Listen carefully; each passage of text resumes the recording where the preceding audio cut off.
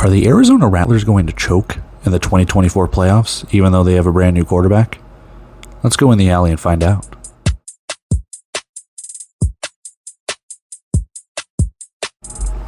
Hey guys, welcome into In the Alley. My name is Cody.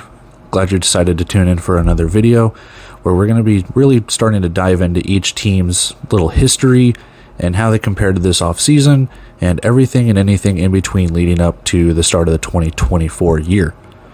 So that being said, we're going to start off alphabetically with the Arizona Rattlers, followed by Bay Area, and go down the line until we get to the Vegas Nighthawks.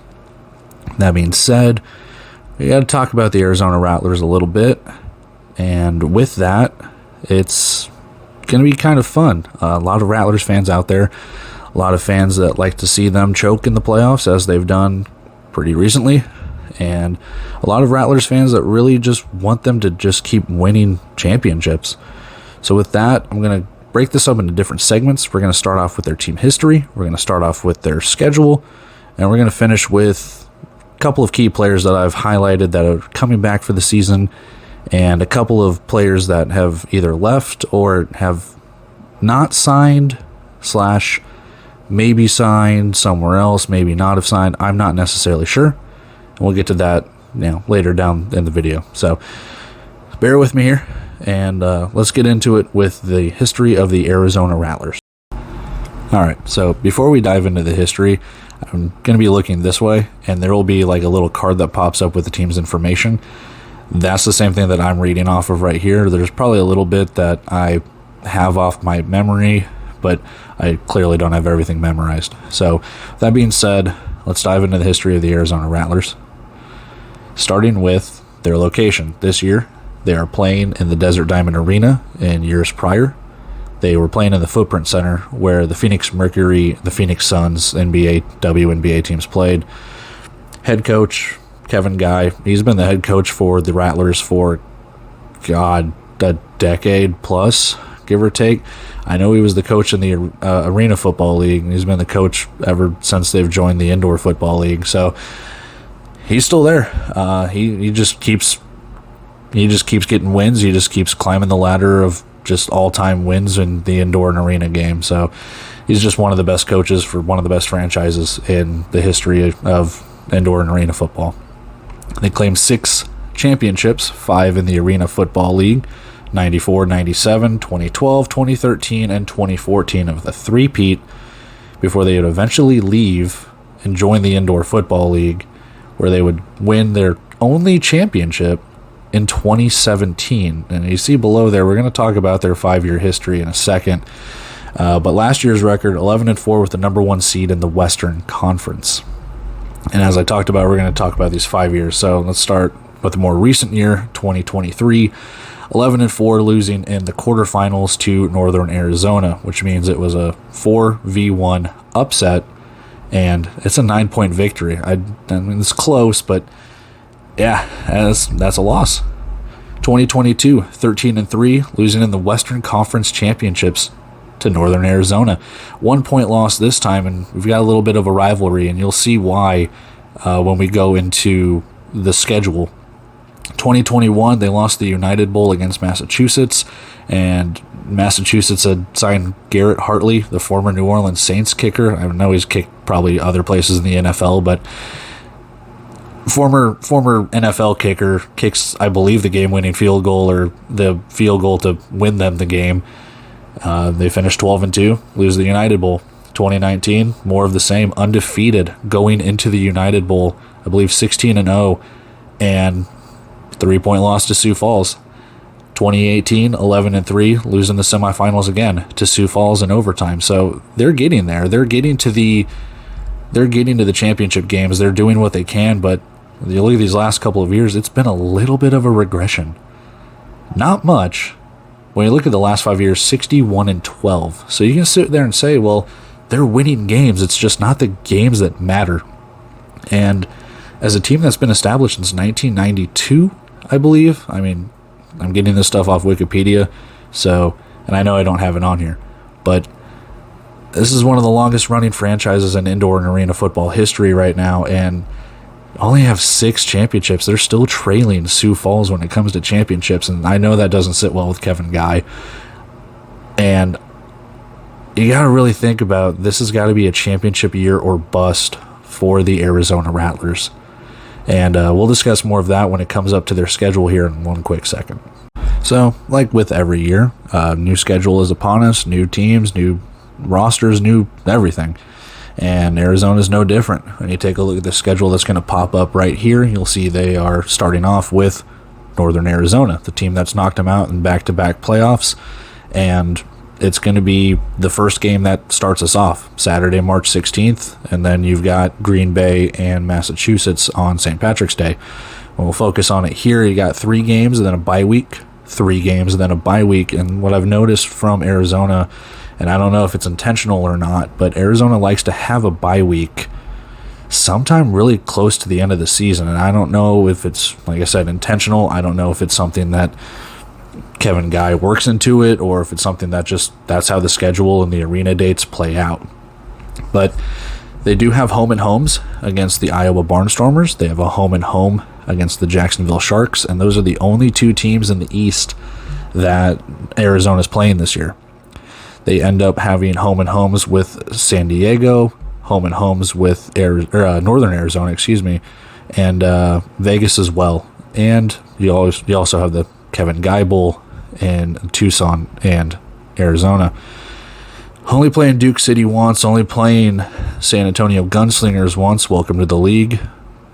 Same thing with the Jacksonville Sharks. Obviously, we'll get to them in later videos with their team previews. But overall, this seems like I don't want to say an easy schedule, but it literally looks like something with more double-digit wins again.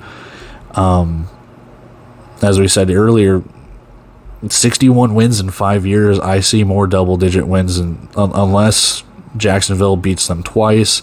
I don't think Bay Area is going to be much of a pushover. San Diego, we'll get to them in a week or so. I like the signings that they have. Northern Arizona, who you don't know what's going to happen in that first week, what's going to go on. There's always a room for upset. And then, like I said, right before that bye week, they're at Bay Area. So there could be a slim chance that they are 1-2 going into that bye week. I don't necessarily see it, but that's their schedule. Most of their games are at 8 o'clock. Most of their games are on Saturdays. And if you're going to the games, comment how you liked it. I mean, I've never been to one. I've seen them play in the Arena Football League, and I've seen the crowds in the Indoor Football League, and nothing's really changed. It looks like a fun time, and I'd love to get down there. But yeah, I easily see 11 or 12 wins on this schedule. It's championship or bust, like I said. All right, so lastly, what I want to talk about, and it's probably going to be hotly contested or, dare I say, controversial, some key players, some key additions that Arizona has signed, and like I said, I'm going to do this with every team, and some key losses, asterisk, because I don't know some of the players that have been cut. There's no transactions page. There's no way to really report on who's with the team, who's not with the team. I understand why. It just kind of sucks. I've kept rosters, and I know there's plenty of other people that have probably kept rosters, 25-man rosters, for all of these teams to try and keep up to date on who's playing where, who's doing what, who's traded, signed, cut, whatever the case could be. So I want to kind of talk about a couple of guys I think that can really impact, and some that might be, grass is greener on the other side. So let's start off with quarterback Dalton Sneed, the 2023 IFL National Championship Game MVP. And before anyone says anything, I've taken these stats from the Indoor Football website. We know the accuracy is accurate, but is it really accurate? I'm not necessarily sure, so bear with me. I know it's kind of tough to gain how accurate stuff is in a sport like this. So 2163 passing yards, 49 passing touchdowns, 600 rushing yards, 17 rushing touchdowns. I think he's going to be a great addition. You'll see, obviously, you see down below one of the key departures, Drew Powell. We'll get to him in a second, but I think it's an upgrade. And it could be something that puts Arizona over the hump as I've said the entire video, it's championship or bust, and this guy knows how to win a championship as early as of last year. So I like the signing, whether or not you believe the rumors that he was supposed to be the guy last year, or whether or not he was supposed to be a guy on guys' radar. He's there now, so it's kind of a put up or shut up moment to see if he is truly going to be the quarterback that leads them to another championship. Second player I have over here is wide receiver Jamal Miles. Like I said, I'm basing this off the team's websites, social media pages and stuff, who says they've re-signed or signed, and Jamal Miles has been re-signed. I think he's going to be a great addition. Another player I could have put here, I thought he got signed by the Canadian Football League, but was Ramad Shakial-Bowman from Northern Arizona. There's that Northern Arizona rivalry connection. I know there's another one in there too, but I put Jamal Miles down. He's just been a rock. He's been a guy for Arizona that has just been so reliable. 50 catches last year, 530 yards, 26 total touchdowns. He's just been there. He's been clutch for Arizona. He's been that wide receiver for Drew Powell last couple of years, I believe, and he's been that guy that's been able to easily affect a game and really go up and get touchdowns when needed. Lastly on the list, I have linebacker Connor Taylor. In just 5 games, he had 3 sacks, 6 tackles for a loss, and an interception. I know he went down to injury sometime in the middle of the season last year, and linebacker was a little bit of a point of contention for the Rattlers, going through 3 different linebackers last year with Connor Taylor, Tristan Vance, Cecil Cherry. So if Connor Taylor can stay healthy and give us a full 16-game slate this year, I'm really curious to see how that impacts that defense.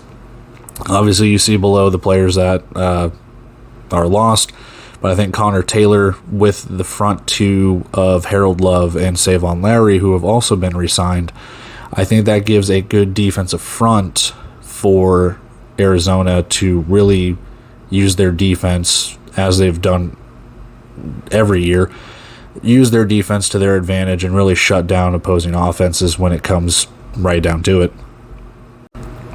You'll see the key losses. We've talked a little bit about Drew Powell. He's off to the Arena Football League, but second team All-IFL last year, the 2023 Offensive Player of the Year. Numbers are pretty similar to, Dalton Snead, 21-28 passing yards, 45 passing touchdowns, 575 rushing yards, and 27 total touchdowns. He did that while also missing 4 games, I believe, 4 or 5 games.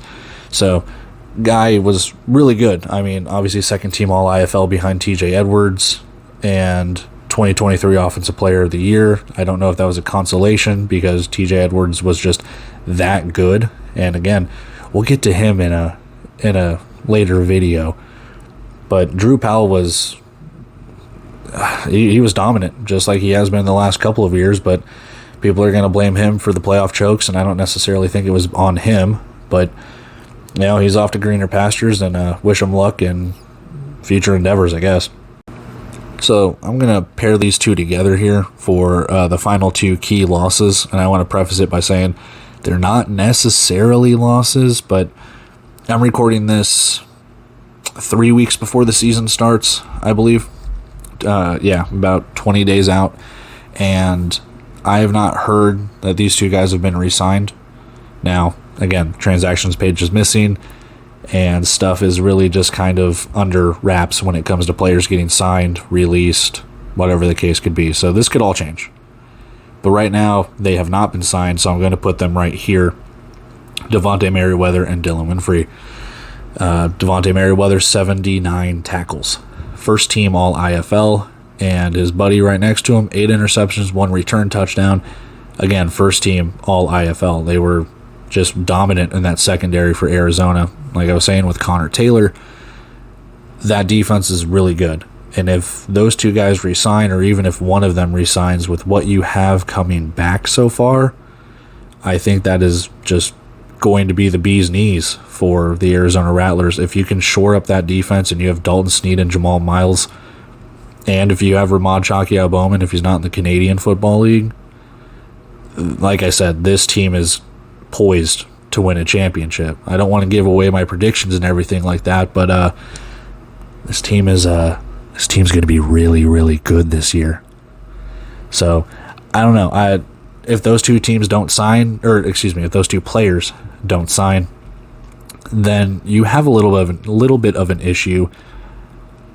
I don't think it's anything they can't fix or shore up, but you lose 2 first-team All-IFL defensive backs, and you're going to have teams that are going to try and throw it deep on you, especially if you have Nate Davis at San Diego, or if you have, Connor Blunt in Jacksonville with, what they have returning and Carmen Solomon and stuff. And again, we'll get to them later. But yeah, it's just, even if you lose those 2 guys, I don't necessarily it makes that much of a dent in their hopes, but I feel like you need to sign at least one of them, or find someone that has been that caliber, or maybe a step below, in order to shore up that defense. But ultimately, like I said, everything could change between now and the start of the season, and I'm really excited to figure out who is going to be on these starting rosters. So that is the 2024 preview of the Arizona Rattlers. I know it's not a lot, just based on the information that we have going into this season. A lot of stuff has been kept under wraps compared to prior years, but from the stuff that I've gathered, and it can change, but just from the stuff that I've gathered today, February 25th, this team is poised to make a playoff run, make a deep playoff run, unless Northern Arizona or Sioux Falls happens to just kind of upset them. Thank God Sioux Falls is in the East for them, I guess. But yeah, I don't know. Like I said, I think they've got 11 or 12 wins in them, especially if Dalton Sneed is going to continue doing what he does, and especially if you have Ramon Chakiao-Bowman and Jamal Miles playing in the same offense. I just can't wait for March 16th to get here. Not even an Arizona Rattlers fan, but you got to respect the game. They've been such a dominant franchise for years, and even if you hate them, you love to hate them. And God, I'm just excited for the Indoor Football League in 3 weeks. But hey, I appreciate you guys checking out my channel. If you liked what you saw, tomorrow is going to be Bay Area. Like I said, we're going down the alphabetical list. Typical stuff. Like, comment, subscribe, do whatever you guys want to do.